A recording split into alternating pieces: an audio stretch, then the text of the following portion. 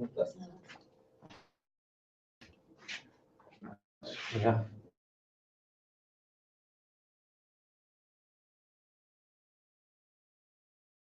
Shots. 5 minutes. 5 minutes would be good.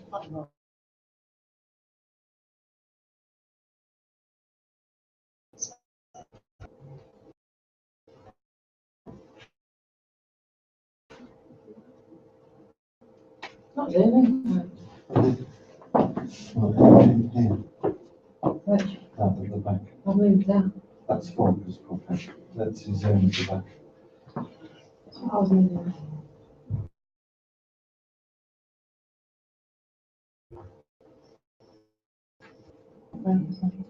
We'll zoom in and focus. This is what I was moving.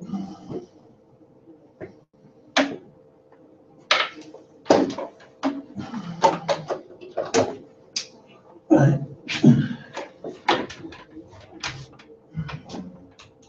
Screen. Yeah.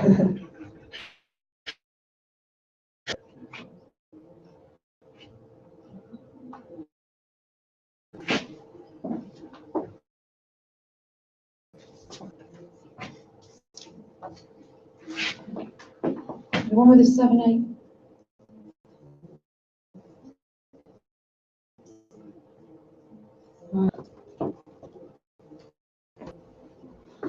There we go. It's all happening.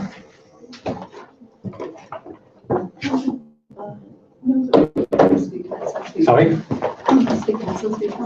Yes. Yeah. You think she can get it right? I don't know. I think. No, not that one. That one's the fourth thing. So I'll tell you what the fourth is. I'll say four things in the past.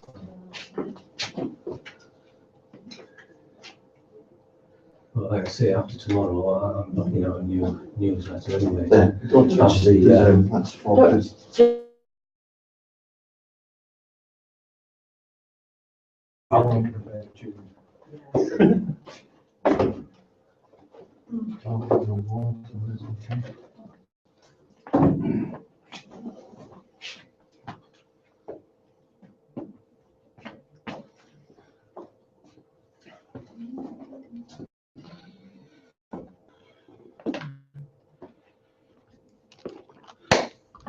Hey, it's all technology. We're live now. It's happening. Shall I put it on your Facebook page? We have a Facebook page. Yeah, you do. Just check that first. No, that's the office. I'm afraid it's the way forward. Check that first. That's perfect, Jim. It's perfect.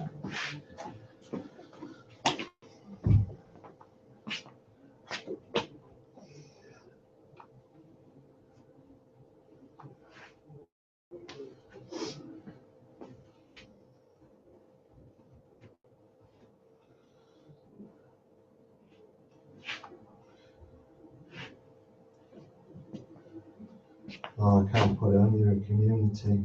Yeah.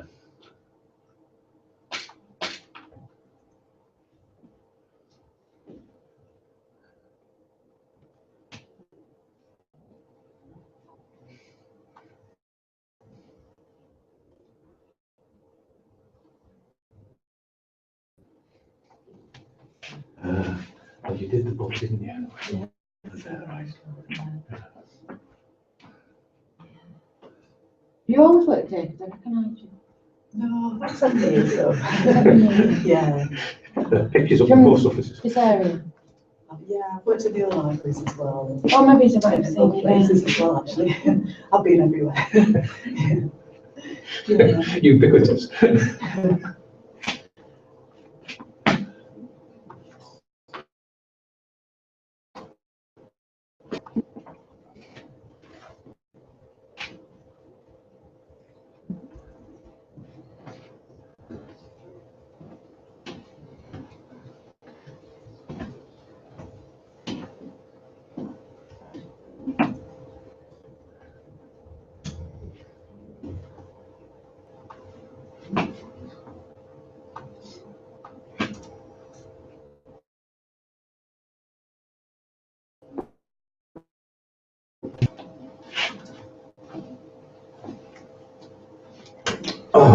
Are you okay?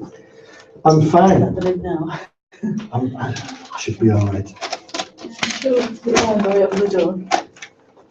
Yes, I'm. All right. Right. Let everybody in.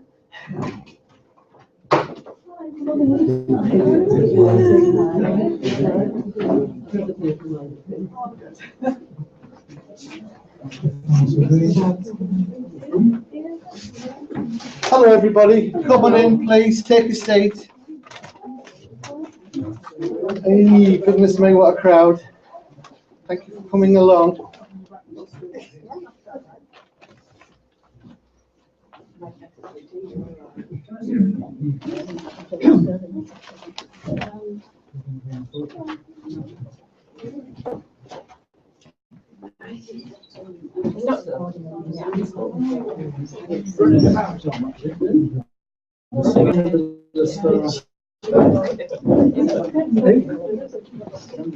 Before we start, what I'd like to do, because I've never done this before and I don't think anybody ever has, is broadcast this live on YouTube.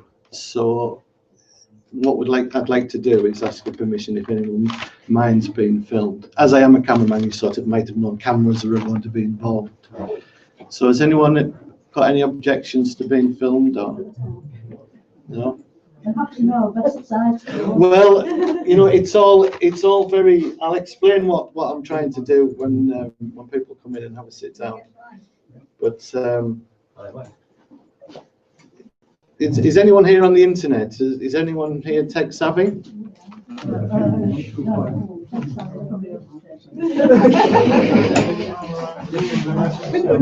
Move it about a bit, see if you want.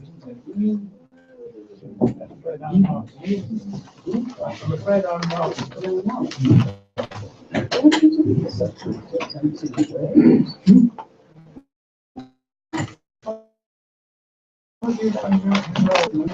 The other evening, afternoon, I think it was. We were going on towards the station road. I can see. I don't know whether possibly, yes, yes. I can't remember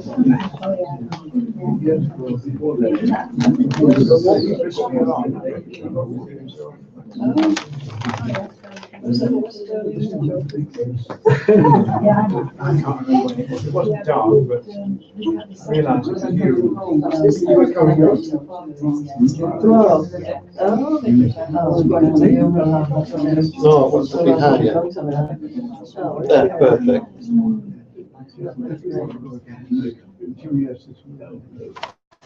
Give them a picture of the audience. Don't say me, just. Oh, no.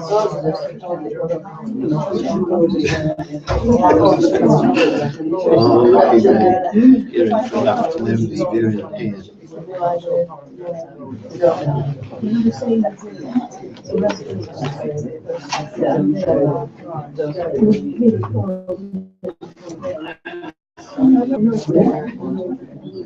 Obviously. You crossed over, you're on the mouse.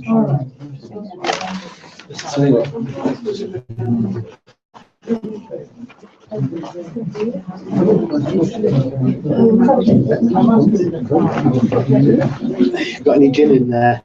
Got little gin and tonic for me.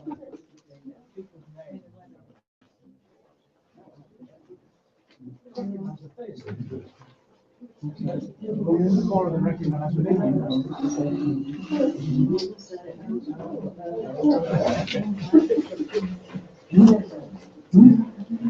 I still go to St. Mary's Church.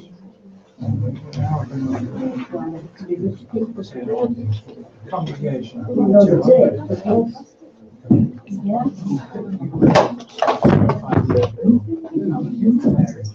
All right, there's nobody hanging about. Hello everybody, welcome to the library club again. Before we get started, I'll just draw your attention to some notices about next month's council because the speaker can't make it.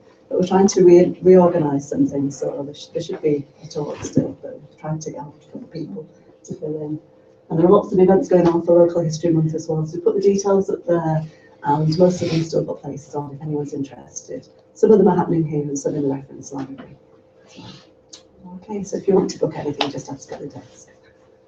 I'd just like to introduce you to Karl and Julia, who are going to talk about the Cameraman's story today. Over to you, Karl. That's very kind. Thank you all for turning up, and thank you for Norton Library for hosting me. Should I sit down or should I stand? Can everyone sort of see me?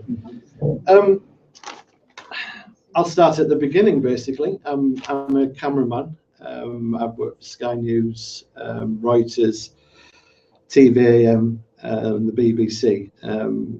Basically, my career started when I was 17 years old. My father is a cameraman and my brother is a cameraman, so it runs in the family. I did want to go to Cornwall and sell ice creams, but he said that was a bad idea. So at the age of 17, he said, come and carry my tripod for me. So in those days, it was a three-man crew. There was a cameraman, a sound recordist, and a sort of driver, lugger, lighting engineer, dog's body, which was myself. But at the time, it was the miners' strike, and so my first days in the media were actually covering the miners' strike, which was the most frightening thing I'd ever experienced in my life. I don't know if any people can remember it. We're not in a big mining community here, but you know, we've out further up to Seaham and Morton and places like that. So so that was a baptism of fire. Within a month, I was promoted to sound recordist, because the cameraman I was working with was my father. His sound recordist had a lump of concrete thrown at him and had his back broken. That was him out of the industry completely. What to do with the miners? Yeah, that was up at Easington. So so within a month of starting, I was promoted and to run, and that was it. But at the time of the strike, it was very violent. There was a lot of hatred. There was a lot of animosity between everyone, politically as well as within the communities and the police. And it was just one of those bizarre incidents that happened sometimes in the mayhem. That it was a full-blown riot kicking off, and these three guys came over to us and they knew our names and where we were from, and said we thought we were going in for a real pasting here again. But as it happened, what I used to do at the weekend, we used to do the allotment show. And right in the middle of a riot, these three miners came over and wanted to know if we were the crew from the BBC that was going to turn up at the weekend and film the allotment show. To which we said yes. So we were their best buddies now, so we never got bricked that day. And then there was bottles flying and police charging, and these lads were really concerned because the potatoes all had potato scab and best, and we're here ducking bricks and all sorts, and all this is kicking off. But it was a crazy time. But I'll take you back sort of even further to the days of film. It's only 30 years ago since we all went video when we all went digital. And I started on a Monday, and on the Friday, when I started with my father, he was on film. He was on 16mm shoot with Bolexes and Arriflexes. All of a sudden, technology had made it possible now that we're now being able to shoot on video, and it didn't need any processing. It didn't need any chemicals. It was instantaneous. You pressed the button, you recorded, and what you could look back at what you saw. And that in the industry was so revolutionary. It was absolutely untrue, as you can imagine. So in the old days, when the film, sorry, I've got one of those little sore throats that's about to come on. It's not just there in the background. So in the old days, when film was about and everyone was watching the news, Look North or Tyne Tees with Luke Casey and Mike Neville and Fiona Armstrong and all the others, you had to finish your day at 3 o'clock in the afternoon, and this had to be done because at 3 o'clock, that's when the film had to be in for processing. So whatever the news story was, wherever it was, had to be in for 3 o'clock, so the processing of the film could begin. and then it could be transferred onto Telecine and be ready for broadcast at 6 o'clock that evening. So basically, after 3 o'clock, news never happened and certainly wasn't covered. Although to be fair, it obviously was. They'd send crews out and cover it for the later bulletins and things and for network. We were at a time. Excuse me. We were at a time where there was no mobile phones, there was no computers, there was no pagers, and communication was very, very difficult anywhere in the northeast. And working for North, my patch was from the borders all the way down to, I guess, sort of Ripon area, North Yorkshire. So any big breaking news stories there, you had to get there, and there was no communication. You literally had to pull over to a telephone box, get a 2p's out and start feeding the box, you know, and half the time the telephones didn't work. Now the BBC actually had a radio system that was very unique to them, and it was the most dodgy. It was like a high band, one of the first CB type radio concepts, and we all had radios in the car.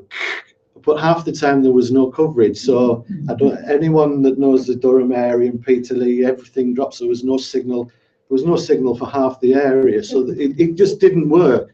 Unless you were up towards Pension Monument or Billsdale, you would get no signal, and people could disappear for days on end.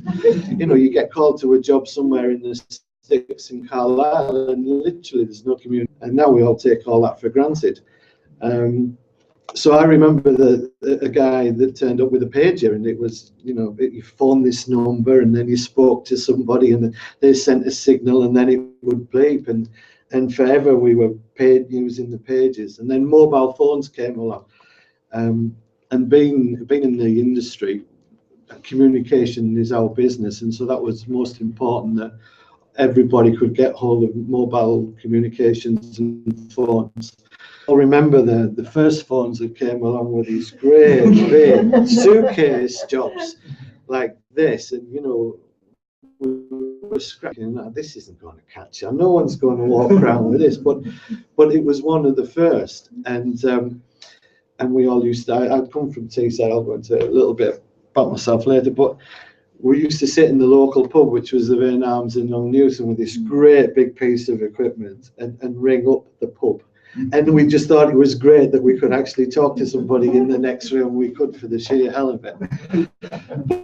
But though that sort of progressed, and I do remember sat in the car on the A1M doing 70 miles an hour, the legal limit, obviously, and having a conversation with somebody in the States whilst driving on a hand phone, and that technology just blew me away. It was just, from 1 minute you literally last week you were pulling over feeding 2p's into phone boxes, and now you're talking to somebody in the States and they're telling you, you know, where the job was and what we were doing. So that's how quickly technology has advanced, and now it's just, you know, it's come as far as it can go, and we're pushing the boundaries here. What's happening here is that I plug the camera into a laptop and I'm broadcasting onto YouTube. So from YouTube, you can put it onto your Facebook page, you can tweet it. Once you've got the link, you can, people now, if you wanted to, you could ring them up and they can watch anywhere in the world.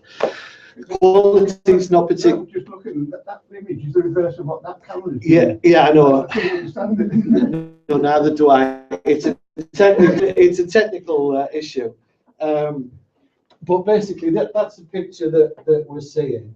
And this is there's a 1 minute and there's about a 90-second delay. You'll see me get up in a minute.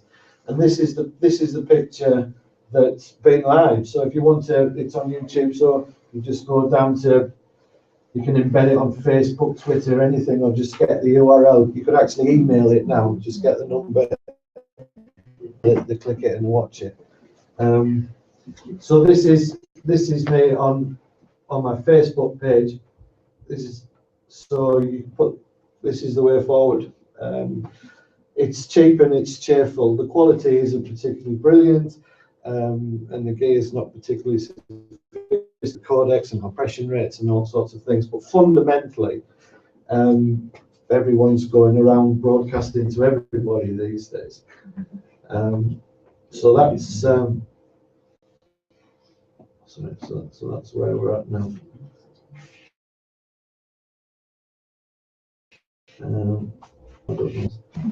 So getting back to the history of working in television. So that's where I started from at the BBC. I remember New Bridge Street, which was an old maternity hospital there, and walking in for the first time, I heard my father talk about the studios in Newcastle, and I'm expecting some great big Channel 4 glitzy, all singing, all dancing, and there was this tiny little maternity hospital that was broadcasting for the northeast of England. It was quite an amazing place, to be honest. It wasn't meant as a broadcasting facility. From there, the BBC moved to what was fondly known as the Pink Palace in Fenham, which was really nice studios set up.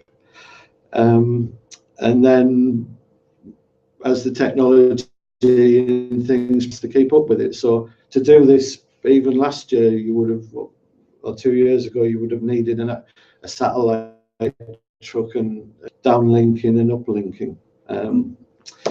So the BBC early years were very interesting, not so much as well as the technology side of things. Also, the news agendas changed a lot as well. Now people could broadcast on tape. The people were able to turn news stories around quicker, therefore there was more interest in overseas news and things. And also at that time as well, people sort of started broadcasting live, and we were seeing more live pictures from foreign places and foreign news stories that were being brought to us on the TV, which was cutting edge really. So the broadcasting industries have pushed technology quite a lot. There was many stories, and I really didn't know where to start or where to begin. But coming from this area, very proud of it, as we all are. Many years ago, the President of the United States of America came with a plane load of Americans. It was called the Friendship Force. And he brought all these people over and put them with corresponding families in this country, so people of a similar age and similar background and similar work, so they could actually see life from a different perspective and not just as a tourist, which was a great idea. And I still believe the Friendship Force that Jimmy Carter set up is still going strong. 10 years from Jimmy Carter arriving in the States, we were asked to go, arriving in the UK, sorry, we were asked to go to the States to do a documentary, 10 years on the Friendship Force, what it means, and basically reunite some of those people that were in Newcastle and with some of those people that are in the States, and and see how everybody got on and if they're still communicating and corresponding. So we went over to do Mr. Carter and his lovely wife Rosalind, I believe. There was Mike Neville. There was it was quite a big crew, and those days there was a shooting schedule. It was a relaxed documentary, so there was no hurry to have any material back, and we could take a couple of days at the BBC licensed base and then dissipate to Miami, but we got to see the country quite a lot. And Jimmy Carter's got a peanut farm down in Atlanta, Georgia, and he's got an exact replica of the White House there. It's a tourist attraction, and people come from all over the world if they're into Jimmy Carter. And we went and we did a lovely interview with himself and with Mike Neville, and we did a piece with Rosalind, and the very fond memories that they had about the Northeast. And Jimmy Carter went on to tell us a story that's actually classified, but it doesn't matter. That when he was in the UK, when he came over with the initial flight, he was hosted by a guy called Tony Coates, who lives in Newcastle, who was a civic dignitary. So all the Secret Service guys came over and checked the premises out and everything, and they put in porta cabins and they were catering for 50 or 60 guys, and it was just the most amazing, complex security operation, as you can imagine, for the president to go anywhere. But they were staying at this lad's house in Hexham, and putting stuff up on his front lawn, and he tells these wonderful stories. I think he was only there for 3 or 4 days. But one evening after lunch, they decided, without telling anybody, Jimmy Carter, the President of the United States of America, and Tony Coates, they decided to pop into the local for a pint. He'd heard all about Newcastle Ale or Newcastle Brew Ale, and he wanted to try it. So they suggested, why don't we just pop out, as you do, down.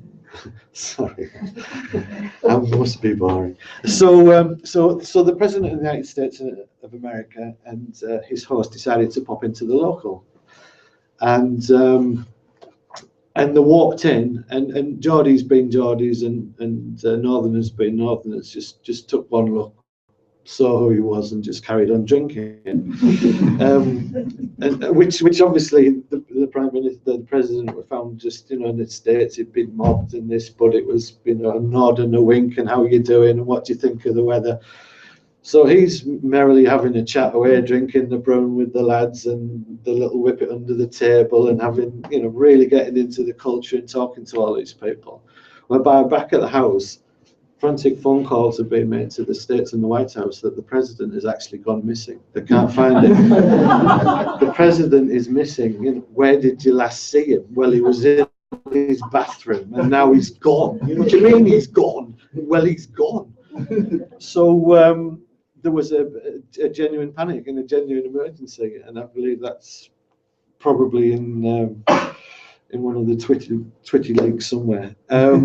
So that's the story of the missing president. I believe a few heads rolled over that, and within, I don't know, it must have been minutes, the Secret Service lads just kicked the front door of this pub and ran in and everything, and just saw the president just sat there having a beer, a game of doms, and so we got to see the other side of life, as you do in the industry, and it's not all pleasant, as you can imagine. News is what it is. It's news. It's you cover disasters, rapes, robberies, murders, everything that you see. So you see a lot of these things every day in your work, and you've got to sort of switch off and try and distance yourself from the, especially big things like what I went up to Lockerbie and was only a young lad. We didn't go up there until a few days after the event, but those sights and sounds and smells are horrific. And same when the Herald of Free Enterprise went over interviewing the survivors and things. So it's all right. Everyone sat watching it, but somebody's got to go and do it, and it can take its toll on people. I've not really done that much foreign stuff out of choice, to be honest. I was asked to go hunting bin Laden for 4 months in the Tora Bora Mountains in Afghanistan, but as the borough had just been promoted and Janina was on a roll, I said no, and I genuinely meant it. I thought, no, there's no way. I've got a big problem with bombs and bullets. But I was asked a couple of times to go to out to the war in the Middle East, one of many, unfortunately now. But I'd got a call to go out to Bosnia, and they said, would I like to go out to Bosnia? And I said, well, yes. I suppose you do these sort of things once to see if you can do it, and to experience that side of life under fire. And then they told us that we were covering the war in Bosnia from the safety of an airbase in Italy, which was a great place to cover the war from, to be honest. The pasta was superb, the red wine was excellent.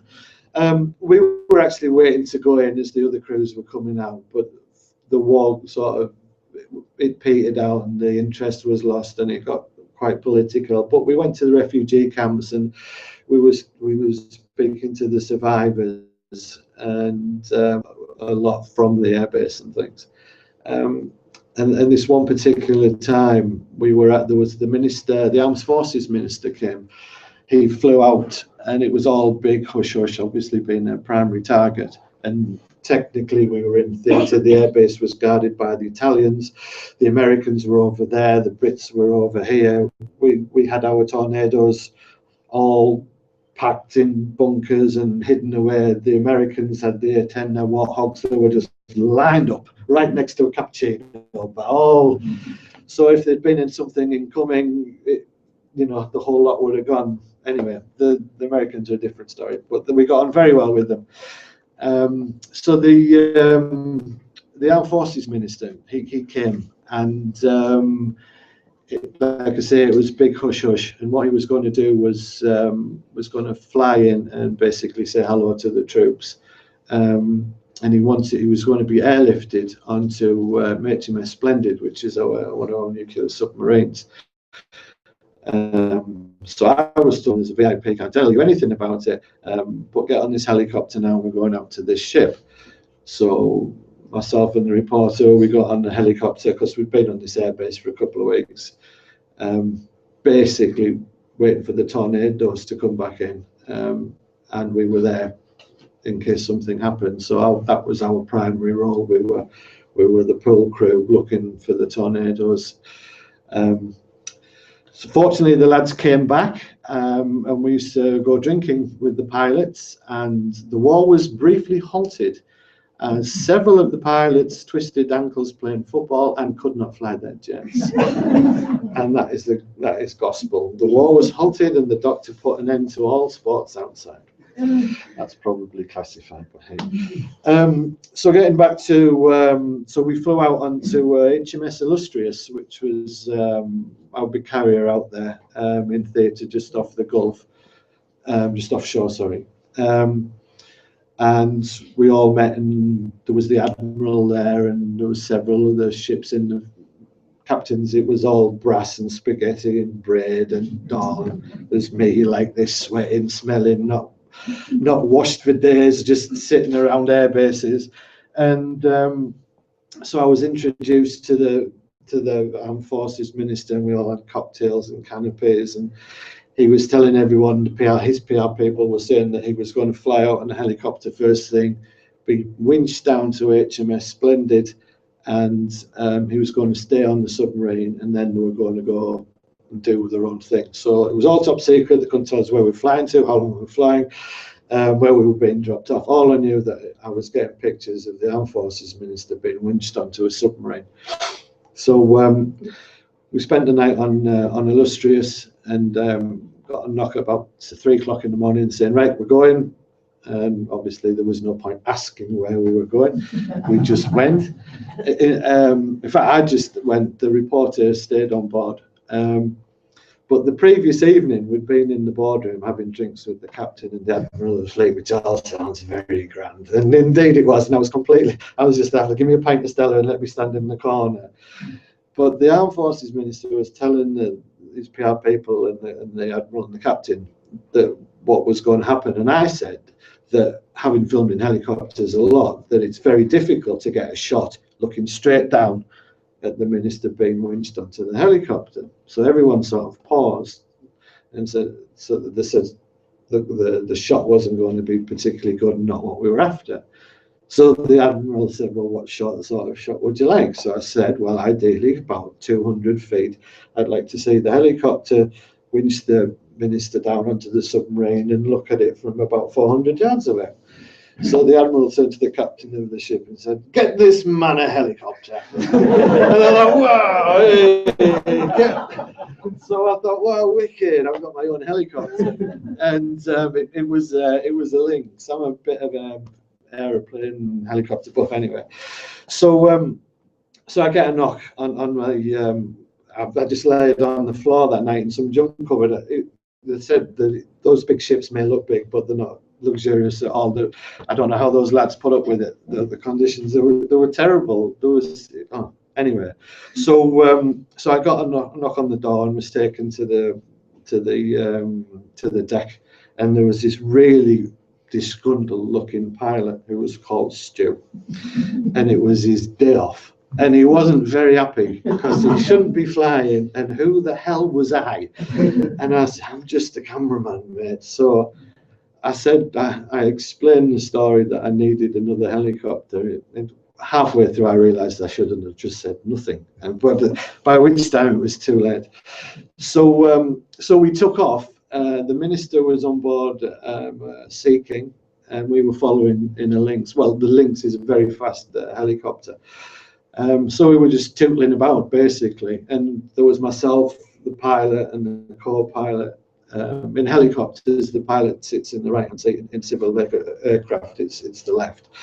So I was talking about, as you do, football. I said, where are we going? And after about an hour's flying, and the three of us had finished talking about football, so I started asking little technical questions like, well, how long can you fly for before you run out of fuel? So he said, don't worry about that, 3 hours. So I said, that's fine, great, excellent. So we still hadn't been given the coordinates of where this sub was, in case we were being tracked or whatever reason that the Serbs or Kosovans or whoever were going to have a little pop. And so we were just flying along, and then the sub came into view, this amazing black shape on a turquoise sea. It was a real sight. And the minister got winched down, and I got the picture, and it was all good, and everyone was very happy, and I thought it was a really, really fantastic time. And we turned round to head back, and I said to Stu, I said, we've been flying now for 2 hours, Stu. And he said, yep. I said, well, which means it's 2 hours back again, Stu. And he said, yep. So I said, well, call me Mr. Silly Pants, but where do we go for some fuel? And what I didn't realise, not being in theatre, is that helicopters, they just land on each other's ships, and they just get fueled up and just carry on. So it's not like there was a big problem. He knew where the fleet was, and there was ships there. So he knew there was one of several we could land on to get some juice. So he said, right, so we'd finished. I got my pictures. The Sea King disappeared back to Illustrious, and we had to go to HMS Newcastle to get some fuel. We couldn't make it back to Illustrious, so that wasn't a problem. This is what could possibly go wrong. So as we're flying along, Stu, the captain, the pilot, spots a pod of dolphins. So he said, do you fancy going down there and having a little blast about? So here we are in the middle of a war zone, in theatre, playing around 50 foot with bottlenose dolphins, a massive, it was the most amazing thing to just be down there. And I'm sure they were looking up this massive pod. It was enormous. And I'm just thinking, well, this is pretty good. This is I got more enjoyment out of the dolphins than I did the minister, but I thought they're never going to believe me back in the vein when I get back and tell them this one. So anyway, we go towards Newcastle. Newcastle was busy. She couldn't accommodate us, so we went on to the next aircraft carrier, which was the French Foch. When planes come back in, the recovering aircraft. So these lads had all been out on a mission, dropped their ordnance, flying back on, couldn't take us. We couldn't get on board. They were recovering their own people first. So then, by which time there was a little, which was the fuel light, and it was like, shit, the fuel light's on. I'm thinking, I've got no one to tell you. I'm sure they know. And it was literally, half full. It's just like that. And I'm thinking, God, it's on. The fuel light's on. So I said to Stu, Stu, the fuel light's on. He said, oh, don't worry about this. Don't worry about it. So there was another ship, and I'm panicking a little bit about this now. And I believe she was called HMS Grafton. So we saw HMS Grafton. And we're going down, and we're going to land, and we land on Grafton. He flies around, and I'm thinking, great, heart attack time over. 3 cups of tea came out. Couldn't get the fuel into HMS. Couldn't get the fuel from HMS Grafton through the hose into the helicopter, the Lynx. It was the wrong fit. Now, that's the story I was told, but we couldn't get any juice. They just wouldn't go in. So I'm finding this quite unbelievable, thinking maybe they checked that out before we went to war. You know, one of those little must-do things, you know, tick, can we fill up the helicopters? So we took off from the Grafton, and sorry, it was the Coventry that we were told we were flying towards, that she'd accommodate us, fill us up, and we'd get back to the Illustrious sometime before tea. So we're flying towards the Coventry, which was like right then, the fuel lights on, and there's like a bing, bing, bing, and I'm thinking, this is really not good, this, you know. And, you know, all of a sudden, as we were flying in, there was this bong, and the alarm started going off, and I'm like, shit, we've run out of fuel, we're going to ditch. And I'm panicking, because there's just the three of us, and I'm strapped into the back of the Lynx with the doors open, thinking, I've seen the underwater training when it goes over. I'm thinking, hold your breath. You've got to count, wait for the rotor blades to stop before you sink. You've got to wait to hit the bottom. Then I'm thinking, well, you know, with it, this isn't going to look very good. So there was all flak started when those little flares came off, and I'm thinking, what's going on here? And I said to Stu, what's going on? What's going on? He said, don't worry, we've just been locked onto. And I went, what do you mean? Just at which point the comms when he pulled them, because he didn't want to hear what was going on. But so apparently what had happened was that nobody had told her Coventry we were coming for some fuel. So she took us that we were hostile incoming, locked onto us, and we're there. And of course they're saying mothership and stuff, you know, confusion in the war zone. And they've got a fast moving object coming in at like 200 feet at like 250 miles an hour, and they think they're going to get hit. They've locked onto us, at which point everything lights up, all sorts of things start kicking about, and I'm just waiting for a flash, and I'm sort of shaking, thinking, well, may as well record myself. So I'm recording, and these crazy things go through your head. I'm thinking, what happens if it comes from the other side? I'm going to miss it, and I'm thinking, it doesn't really matter, does it? You know. So all hell kicked loose, and we did eventually get on board and landed, and those lads were taken away for a massive debrief, and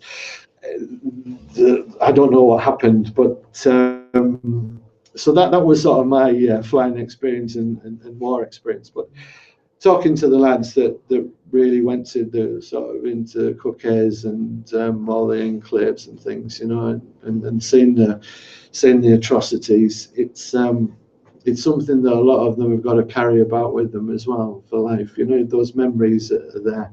I've got a good mate who's a cameraman who used to work for CBS down in South Africa, and he covered the genocide, the Tutsis and whatever, but you know, mass killings. So these guys get about and cover the news, and you know, bring it to you, and it's all sort of it's all very interesting how it happens, you know, how you get there, the whole process of getting gear abroad, the whole process of getting your pictures back. Do you use a satellite? Now you just edit it away, and you just email them, it's like shoot, edit, email. This technology, you see, this is exactly the same setup as they've got in Nepal and places where they can't get really good signals. They just put a dongle into the Macs and use the satellites. So the world is changing and becoming smaller, and communications are important to everybody. Obviously now it's quite late to sort of embrace the technology, well, dragged and screamed into it like everything else. You know, if you don't need to learn something, why bother learning it? It's only when you need to learn to do these things. So there I'll have a little think. Is there any questions? I'm going to talk about Sky now. Is there any questions? Anyone has thought about any? Am I going in the right direction? Is there anything you want to hear about? More news, or more technology, or more just stories, or should I just carry on rambling? All right. Well, that was just the BBC. That was just 4 years or 23 years at Sky News. Where do I start there? Actually, a lot of that was during the wars were during when I worked for Sky. I started there in the December. They were started broadcasting of '89. They started, I think, about March time. And 24-hour news. I mean, who's going to watch that? That's just not going to take off, is it? But they were at the very, very forefront of technology, and they were pushing boundaries. And I've got some very talented colleagues there. And the whole thing about the news industry is being first with the news. If you're not first with the news, you're second. There's no prizes for that. Everybody wants to say that they're first with the breaking news. So literally, you'll be outside of a court and there'll be a verdict come through, and it's the first one to break the verdict, guilty or not guilty. That 2 seconds can make the difference between being channel of the year and not. Yes, first to break the news. The margins really are that fine.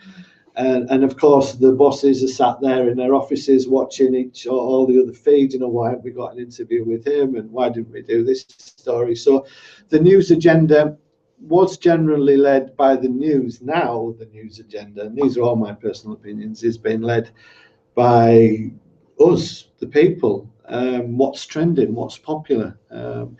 Sky's saw this years ago.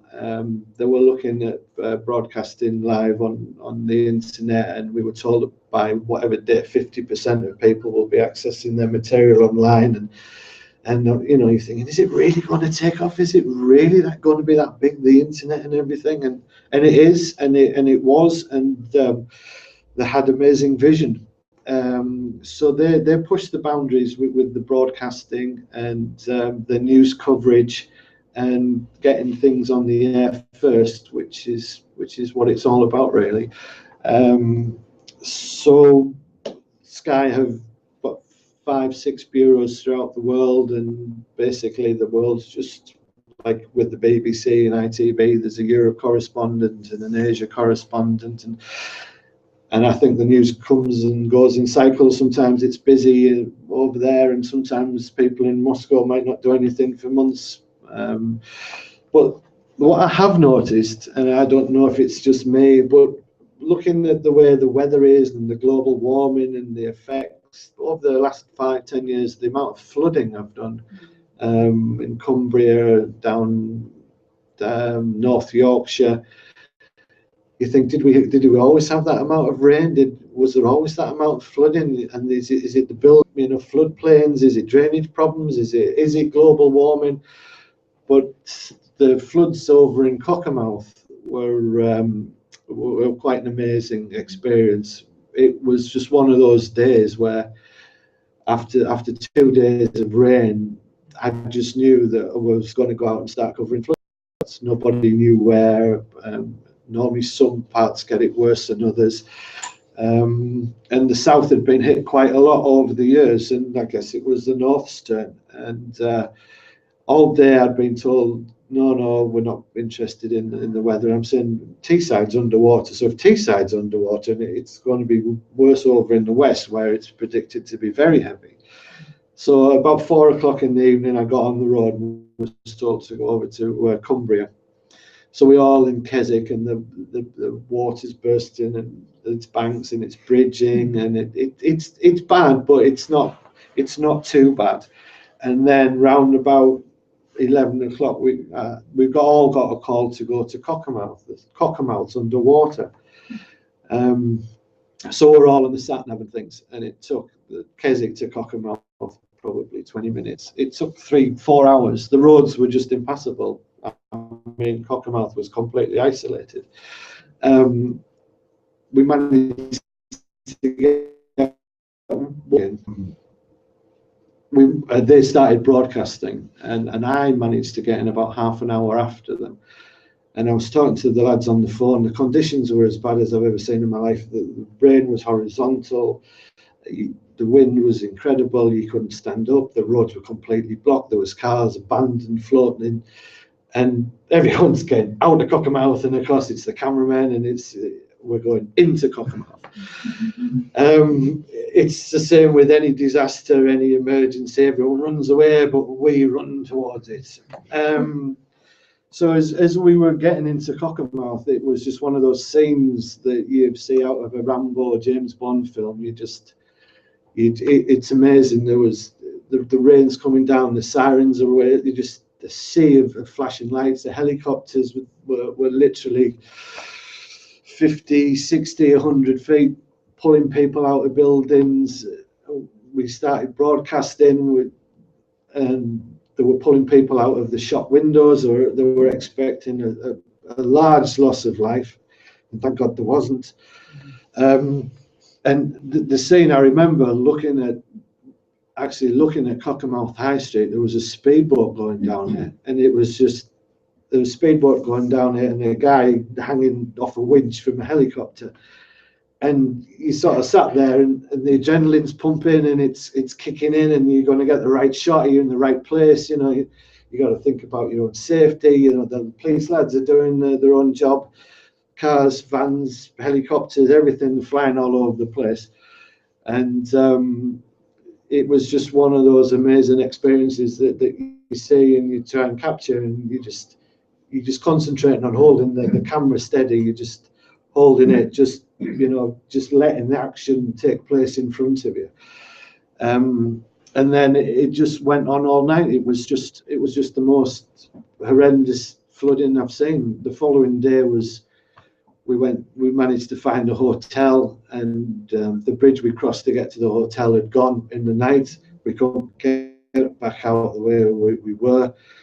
We found that there was a police officer had swept to death. Further down, it was one of those nights, but they were very, very unlucky, and there was a lot of damage, but it could have been a lot worse. There was a lot of tourist buses on those little humpback bridges over there. All sorts of things could have happened, but it was a real wake-up call. And then the following day, talking to people that are flood victims, that just never leaves you. They lose the memory, they lose the photographs, they lose the wallets, everything, and it's just all been washed away. Literally, they've got nothing. It's very distressing, but you sort of you cope with it. You do the job and you carry on, and you just think, well, this whole weather system, and tsunamis. And I remember the one at the Boxing Day. Sky had many people out there from Banda Aceh and all over, covering those horrific pictures. But it's not all doom and gloom. That there are lighter sides of the news. There's the lottery winners. There's the lucky punters. There's stories that I don't believe. The guys walking into Barclays Bank and finding the safe open, and just stuff that you see in the newspapers. So there are lighter moments of the news, but it's generally pretty all miserable. But you think, what am I doing this for? What are you doing today? And another quick little story. That there was a guy from the northeast who decided to swim the English Channel, but he decided to swim it both ways, from England to France, and then back again, do the double crossing. And these swimmers do this and break records. So we set off. Went to Dover, and we had to sit around for 3 or 4 days waiting for the exact right conditions, the right tide. Everything's got to be perfect. We've got to have the right people on board the boat, and etc. And it was a tiny little boat. And the guy took off swimming, and he was expected to swim to France in about 7 hours, and he was expected to swim back in 9. So it was a pretty old swim. Anyway, halfway across the channel, in the middle of the night, and everyone's been sort of boating on, and you looked out in the dark, you just see these enormous figures, and you're on this tiny little boat that's only got about a 6-berth little cruiser, and these enormous figures mid-channel going at the same speed as somebody that's swimming. Anyway, he pulls both his groins, so he's there, he's screaming in pain, And I'm thinking, great, we can get back to the hotel just before breakfast. So his coach says, well, what do you want to do? He said, I'll just swim on and use my arms. So we're like, did he just say he's going to swim on and use his arms? So we're like, yeah. So now this poor lad, and I should know his name, but I can't remember it. It's in the book, I think. He pulls both his groins and starts heading towards his coach. He said, yeah. 17 hours later, he's still there, giving it this. But he makes it. He gets to the other side. We couldn't actually get into France. Not that we had no visas or anything. Not that that would have stopped us. But he just wanted to touch French soil. But we couldn't get over the breakwater. And he makes it into France.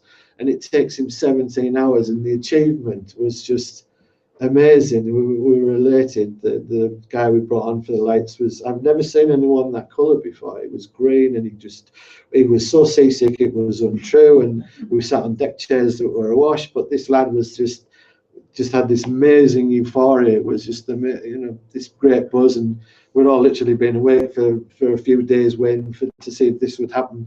So we tootle on back, and we get back to Dover, and it was at the time where we'd got a BBC Newcastle had got a message to us in Dover. We were well out of our patch, and can we go to Dale? And we said Dale from Dover was just round, literally within several hours of arriving back on shore. The Dale bombing had gone off, so we all had to go around and cover that aspect when the IRA were blowing bits and pieces up. And there was a lot of that sort of, especially in the early days with the IRA and the lads and the victims and the funerals. There was all that to cope with. There's a lot of lads from the north that are in the forces. So one minute you're having a jolly old time thinking, oh, this is great, and then the next, you're thrown into it, and you've got to get your head on and react and be aware.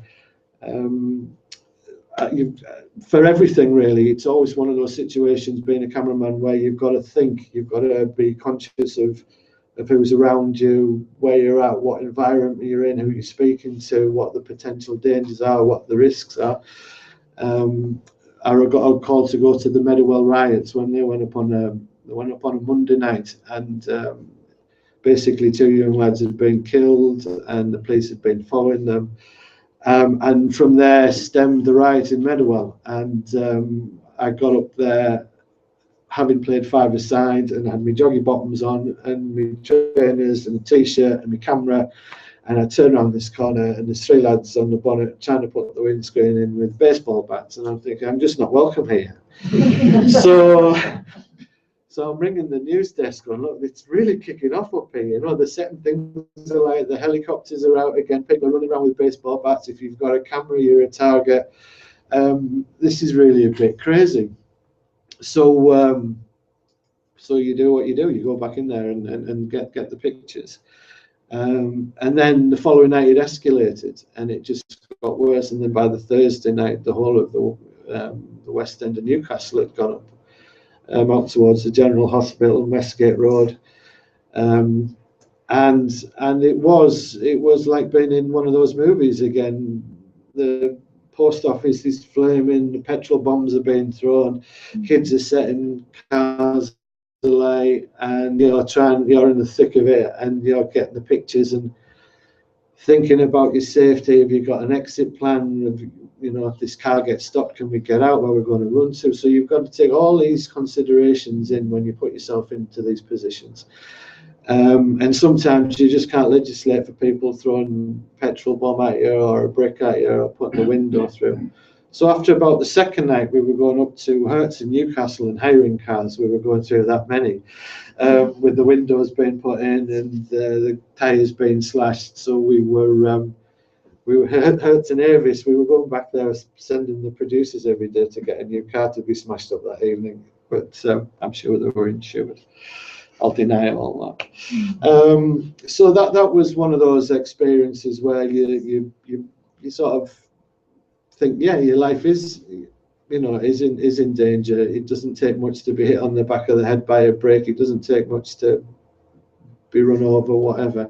And the Bradford riots were just as bad when Bradford kicked off down there. It was just one of those terrifying events that just you just experience, and you wake up and think, did that all really happen last night? You know, did I really witness all that violence, destruction, all the hatred and animosity? You know, these people that are rioting, they've lost control, they've lost it, and that animal instinct comes out, and you sort of see it, unfortunately. But the red mist comes down, and it, you know, and with a camera, a lot of cameramen become targets. So there it is. I could ramble on for days, but what I'm doing now, I'm just doing some freelance work. I'm doing some freelance for the BBC Look North. I'm shooting commercial stuff for online. I'm also heavily into art. I'm an abstract artist. And for my first exhibition, I hired an elephant and walked it down the high street in Yam High Street. It completely overtook the exhibition itself, but so I'm really into my art big time, and my stills photography. So anyone that's camera wise, they tend to be on the arty side of life, that they enjoy stills and, you know, taking nice pictures and framing things. And so yes, I did a little video for, I've actually done a little video for the priest, Rev Martin.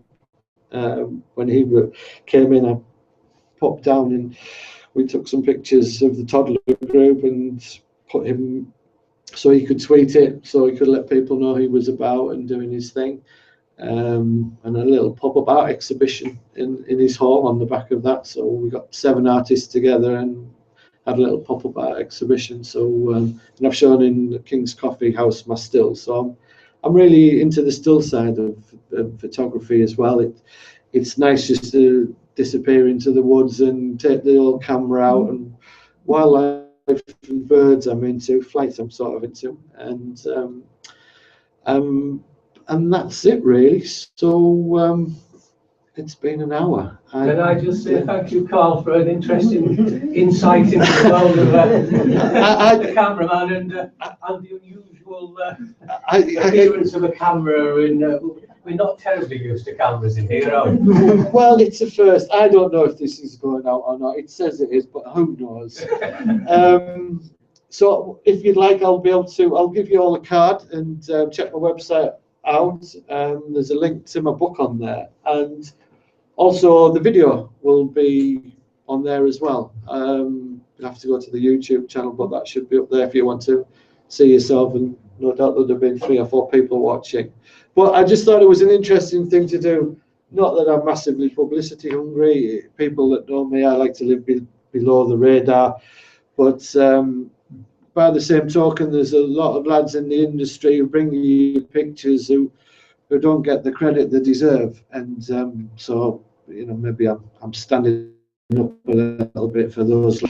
Yeah, have a little look at the website, and like I said, there's a book link on there if you're interested. And I'm actually working on my second one. I did my first shift for 26 years for the BBC 3 weeks ago, and they said, could you go to being freelance? I've obviously done other things, but they said, could you go out onto the Dogger Bank? So I said, yeah. I said, it was the same producer, it was the same editor of the day that sent me on my last job for them 26 years ago to Sedgefield Racecourse. He said, Cutsy, can you go and take some pictures of illegal scallop boats on the Dogger Bank? So I said, I'd love to.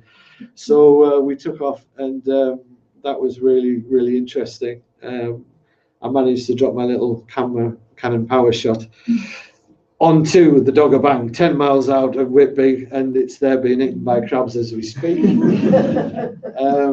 But no, that was an amazing trip, and I spent a couple of days last week doing the election up in Sunderland, which was the first count, the first MP returned. And they always make a big thing about being the first, so we sort of knew we were going to get an early finish, to be honest. But by the time you get back, it's still 4 o'clock in the morning, and the lads are all on Facebook and Twitter, and some of their results haven't even come in yet. So I'm thinking, well, that's not too bad. Some of those lads put in a sort of 48-hour shift for that.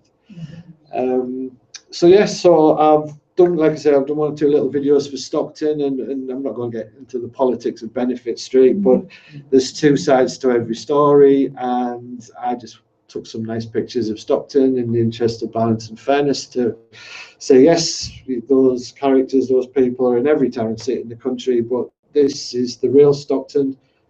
That's on the YouTube channel as well. That's had about 500 hits in a couple of days. Yeah, I like to talk up my area, where I'm from. Very proud of being from Teesside, and it's been lovely to talk to you, and thank you for having me along.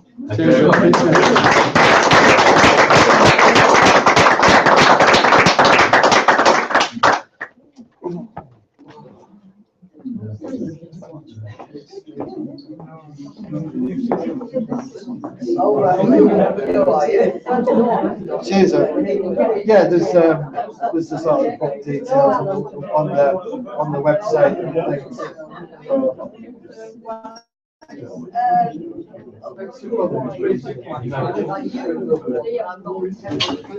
All right, thank you. Very interesting. Thank you. Thanks a lot. Thank you.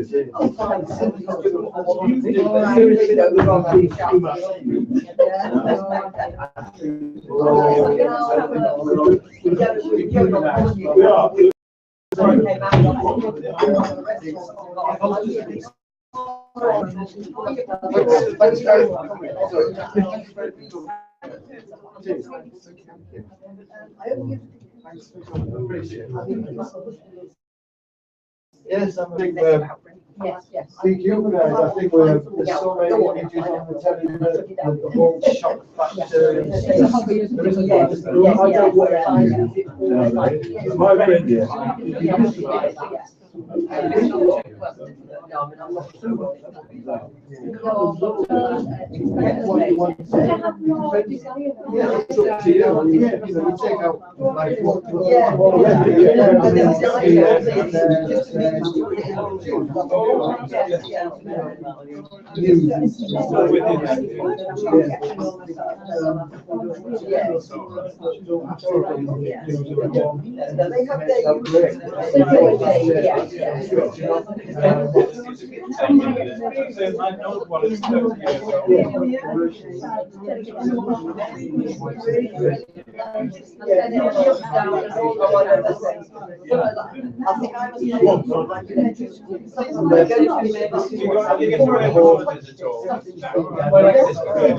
There was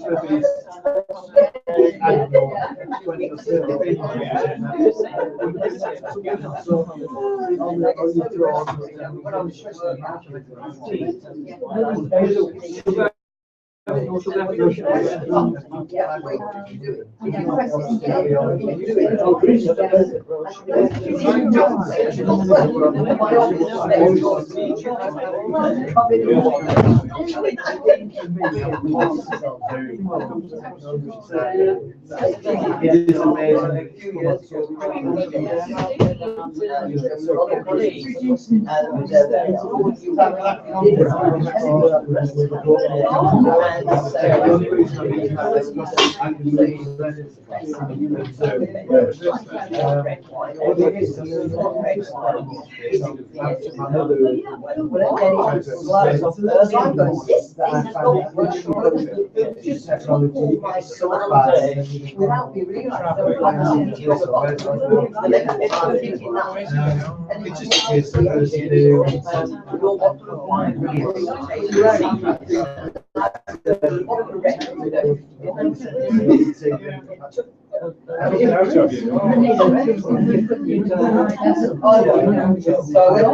I went down there first. I think, oh, don't worry.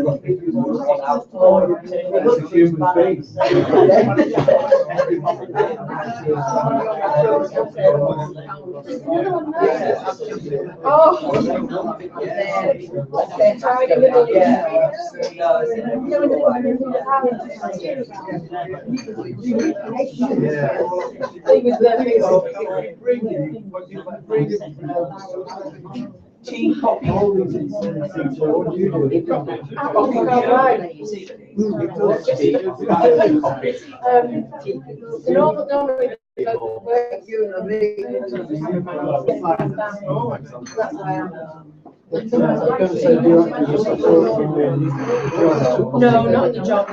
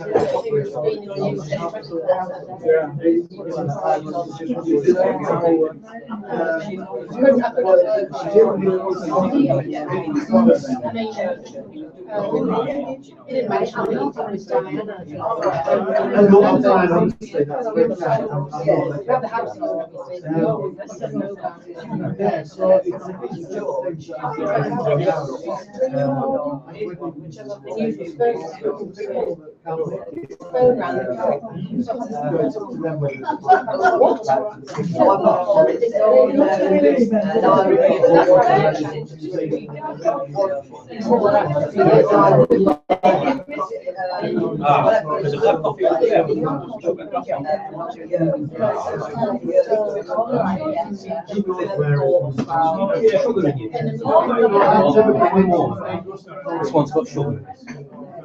Absolutely horrible. We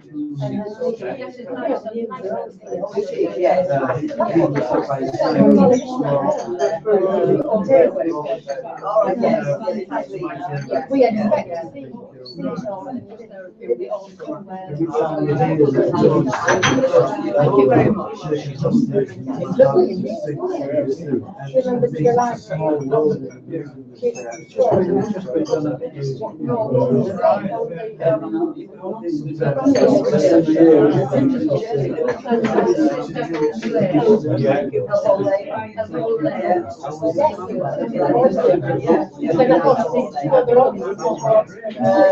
Well, we've done it.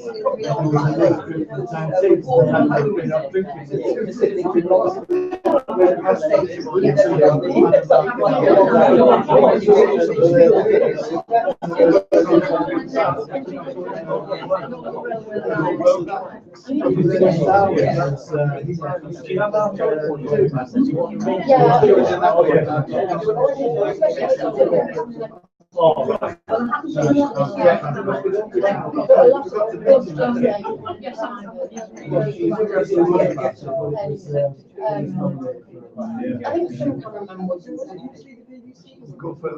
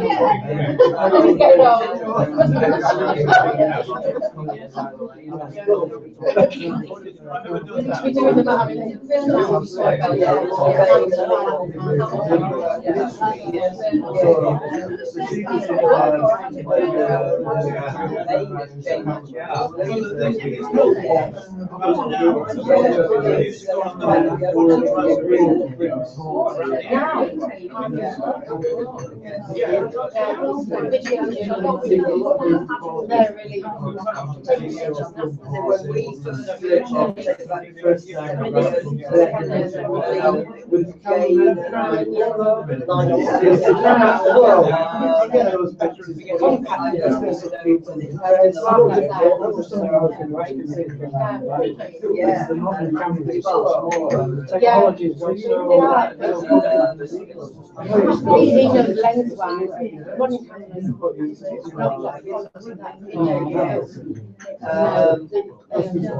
And then it wasn't take it all the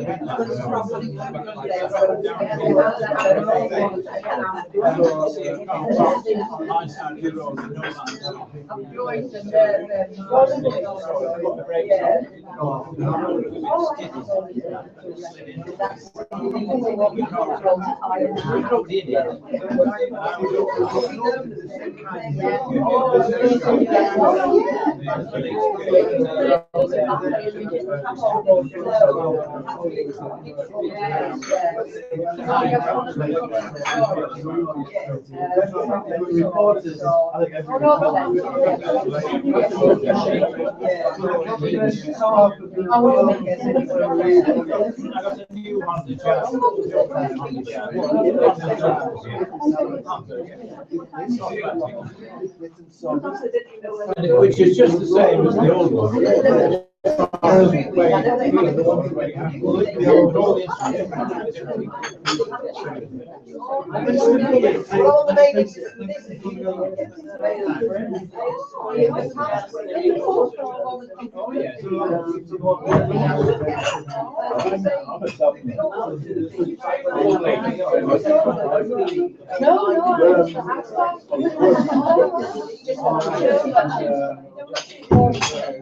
Where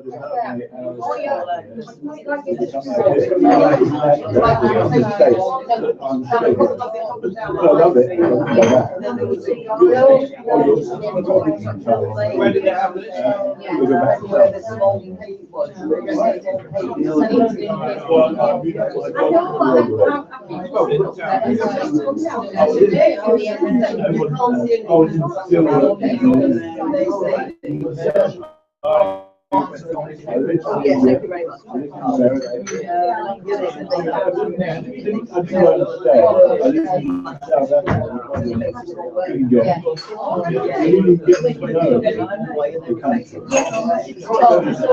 Yes, thank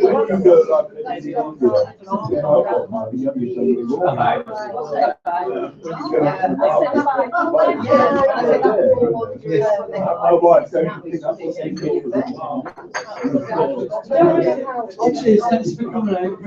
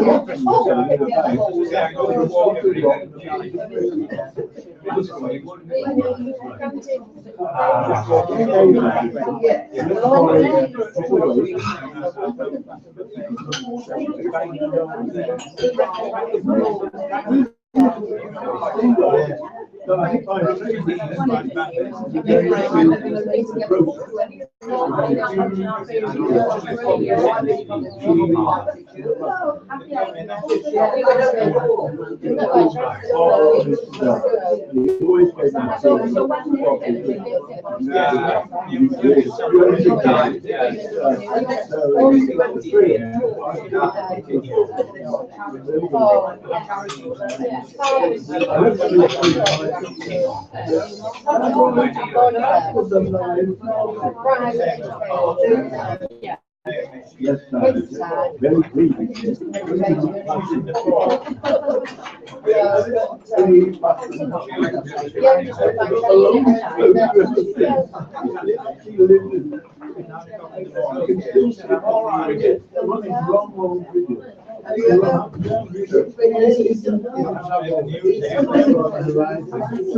She went down in January.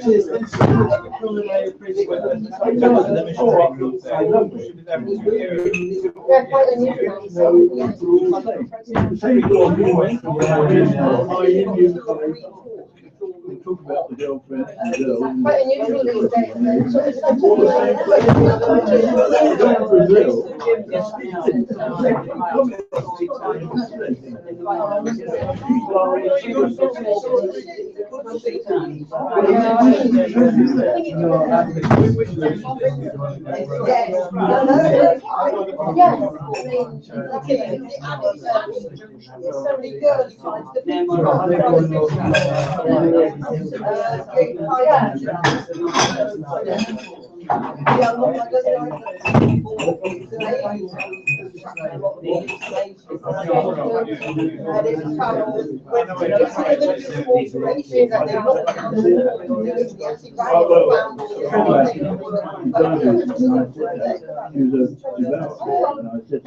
One day,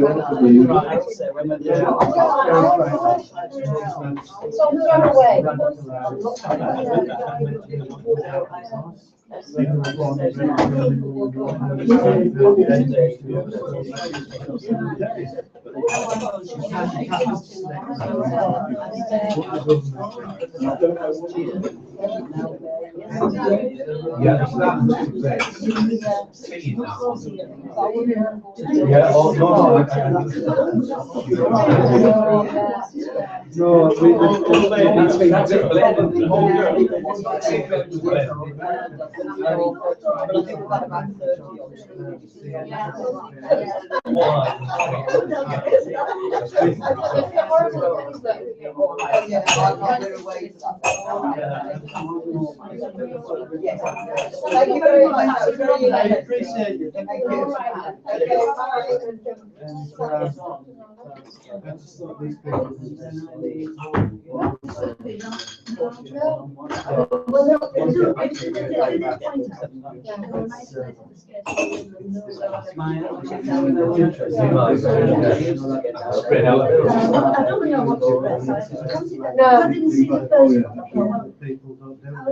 And I think these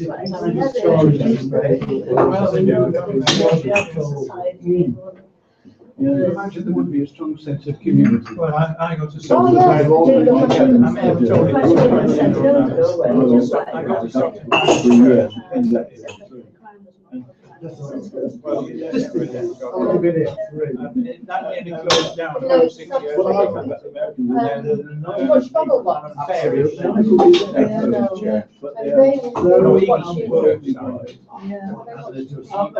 The call to come and take it over. We haven't had it for a couple of years. The ones in the Minister, we call them because these days. He came. I was on the back of Unbelievable. and voted whether to keep going. One voting People watching television. and then Alan came. He set us straight.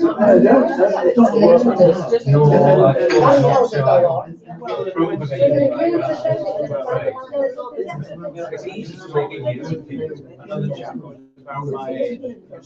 And they rely on photographs. He died.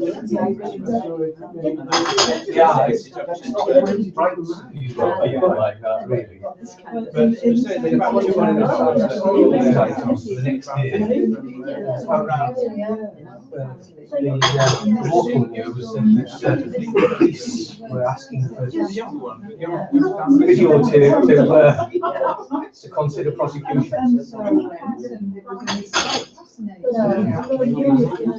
No, it's going to be boring. You watch what they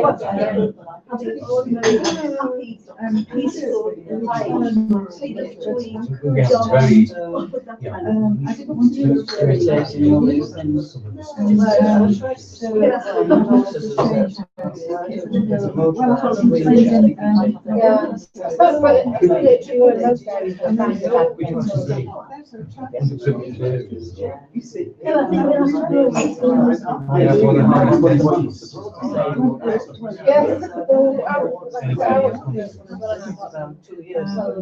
finally got into We used to go to that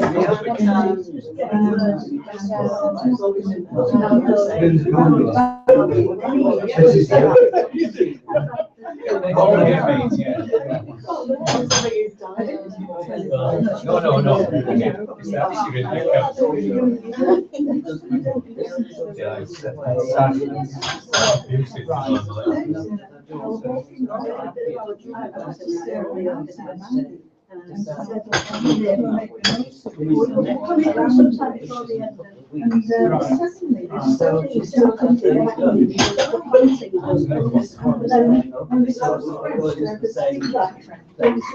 And he said it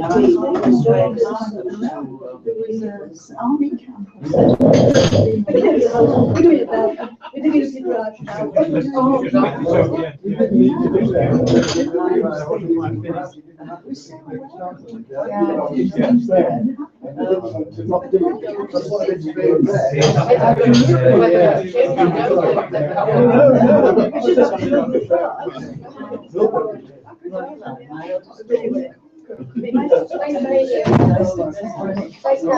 Bye-bye. Thanks for coming, I appreciate it. Thanks very much. Oh, yeah, hello. Good to see you.